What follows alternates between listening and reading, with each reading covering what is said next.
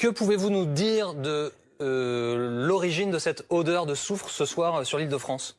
Alors l'origine pour le moment est inconnue. Nous avons effectivement via la cellule de crise eu la remontée de très nombreux signalements d'une odeur soufrée à Paris, mais au-delà avec plusieurs départements limitrophes. Première information, il n'y a pas à ce stade d'incendie de nature privée ou industrielle susceptible d'expliquer cette odeur. Donc nous regardons deux hypothèses. La première, c'est est-ce qu'un incident industriel aurait pu provoquer ça et qui n'aurait pas été encore déclaré auprès des pompiers, ou plus probablement une suspicion que les fortes précipitations aient pu provoquer un brassage des eaux d'assainissement et qui fait remonter de l'acide sulfurique et qui crée cette sensation d'odeur d'œuf un peu pourri, d'odeur de soufre telle qu'elle est remontée.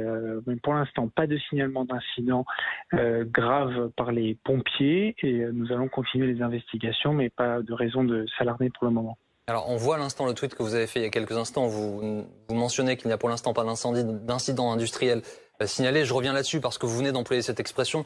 Évidemment, pour les Français, elle est quand même significative. Il y a eu l'incendie à Lubrizol qui a empoisonné la vie, sans mauvais jeu de mots, de milliers de personnes. Évidemment, c'est une crainte. Donc, vous investiguez aussi cette piste-là d'un incident possible industriel.